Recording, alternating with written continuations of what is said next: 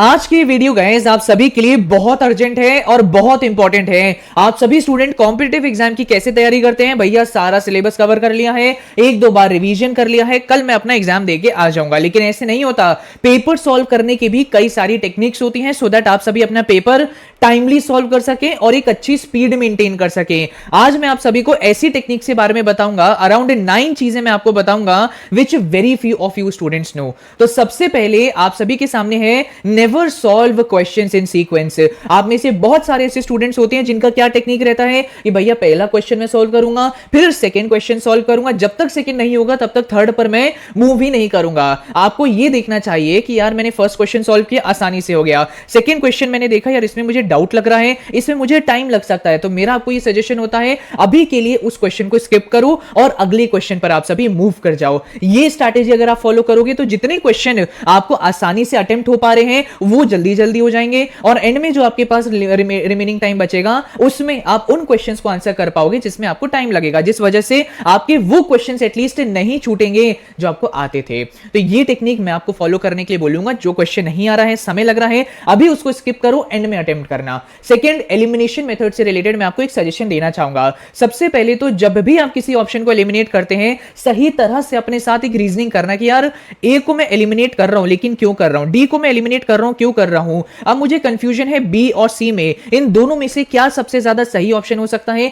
इससे रिलेटेड अपने साथ रीजनिंग करो कि यार क्यों सही सी सही हो सकता है, क्यों बी सही हो सकता है। ऐसे में मेरा आपको यह सजेशन रहता है कि एक्सट्रीम ऑप्शंस को आप एलिमिनेट करा कीजिए। जैसे कि आपके सामने पहला ऑप्शन है और 2 लिखा है, तो सेकंड में 3 लिखा है, थर्ड में 4th लिखा है और फोर्थ ऑप्शन में 1000 लिखा है। तो यहां पे क्या था, 3 तो ऑप्शन आपको लग रहे थे लेकिन एक अचानक से एक्सट्रीम ऑप्शन आ गया है। तो सजेस्ट ये किया जाता है कि ऐसे एक्सट्रीम ऑप्शन सडनली आ जाएं तो ये मेजरली गलत ही देखने को मिलते हैं।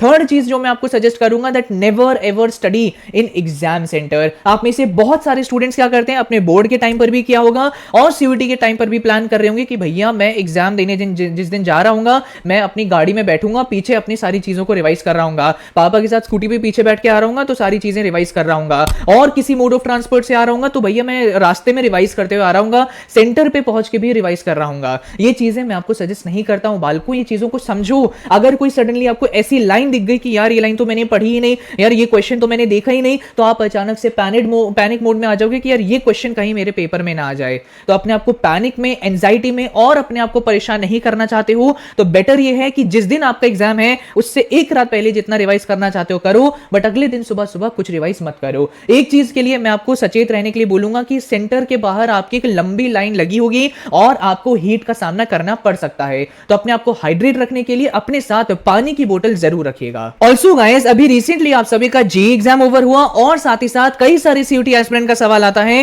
कि भैया एक यूनिवर्सिटी तो ठीक है लेकिन उसके अलावा आप अच्छी और अफोर्डेबल प्राइवेट यूनिवर्सिटीज के बारे में बताइए। तो मैं आपको यहां पे सजेस्ट करना चाहूंगा क्वांटम यूनिवर्सिटी। ये एक ऐसी प्राइवेट यूनिवर्सिटी है जहां बाकियों की तरह रट्टाफिकेशन की बजाय इंडस्ट्री लेवल स्किल्स आपको सिखाई जाती हैं। इंटर्नशिप्स भी कोई ऐसी वैसी नहीं, पेड इंटर्नशिप्स आपको मिलती हैं और हाई स्किल्ड प्रोफेसर्स गाइस आपको यहां पे एक्सेस मिलता है। इनके एवरेज पैकेज की अगर मैं बात करूं so it is 6 LPA, highest package की बात करूं सो इट इज 33 LPA। फी की अगर मैं बात करूं सो बाकी यूनिवर्सिटीज के कंपैरिजन में it is very affordable which is 1.59 lakh rupees for 1 year. Location की अगर मैं बात करूं so it is very good, it is located around Haridwar, Rishikesh, Dehradun, Mussoorie और बहुत बजट फ्रेंडली कॉलेज है विद डिसेंट प्लेसमेंट जो आप नीचे देख सकते हैं। इनके जो स्टूडेंट्स हैं एलुमनाइज हैं, ओरेकल में प्लेस्ड हैं, एडोबी में प्लेस्ड हैं। नाउ आई नो इसमें भी गाइस आप सभी को स्कॉलरशिप चाहिए होगी तो इसका भी इंतजाम हमने कर दिया है। अगर आप इनका अपना entrance examination which is Q care देते हैं, उसमें अच्छी परसेंटेज हासिल करते हैं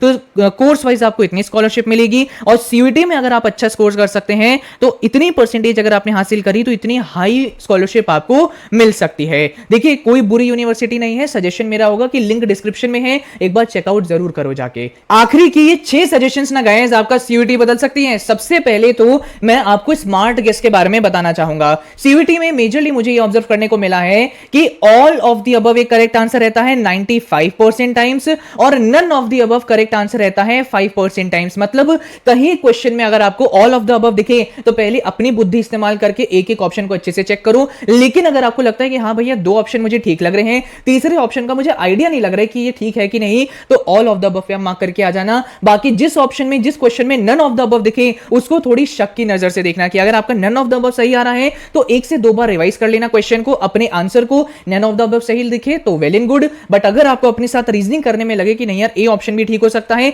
तो जरूर कंसीडर करिएगा, because none of the above बहुत कम चांस होता है सही आंसर हो और ऑल ऑफ द अबव ज्यादा चांसेस होते हैं कि ये सही आंसर हो। इसके बाद ब्रेन सिग्नल्स, भैया अपनी ब्रेन सिग्नल्स की भी कभी कभी वैल्यू करा करिए। आपने कई बार मॉक टेस्ट देते हुए ये ऑब्जर्व किया होगा कि यार मेरे सामने एमसीक्यू है, मैंने एक झटके में स्टेटमेंट पढ़ा और मुझे सही ऑप्शन पता चल जाता है, लेकिन मुझे अपने सही ऑप्शन पे कंफ्यूजन होता है, मैं डाउट करता हूं और अपने साथ रीजनिंग करने लगता हूं और फिर मुझे कंफ्यूजन हो जाती है कि यार ये भी सही आंसर हो सकता है, ये भी सही आंसर हो सकता है, और आप कोई दूसरा ऑप्शन मार्क करके आ जाते हैं जो गलत हो जाता है। आप अपने आप से गाइस कभी ऑब्जर्व करके देखना, किसी मॉक टेस्ट में आपको ये ऑब्जर्व करने को मिलेगा कि यार मेरे जो ब्रेन सिग्नल्स है ना 99% टाइम सही होते हैं, कि यार एक बार मैं क्वेश्चन पढ़ा, जो सही आंसर मुझे लगता है ब्रेन सिग्नल करता है वही आपका सही आंसर निकलता है। एक बार ट्राई करके देखिएगा। इसके बाद मेरी आपको एक पर्सनल सजेशन रहेगी टू अवॉइड सिली मिस्टेक्स। मैं जब अपने लाइव लेक्चर ले रहा था और टेस्ट में भी मैं ऑब्जर्व करता हूं कि बच्चे आसान आसान क्वेश्चंस को गलत कर देते हैं सिली मिस्टेक करके। जैसे अगर आप एक ऐसे स्टूडेंट हैं जिनमें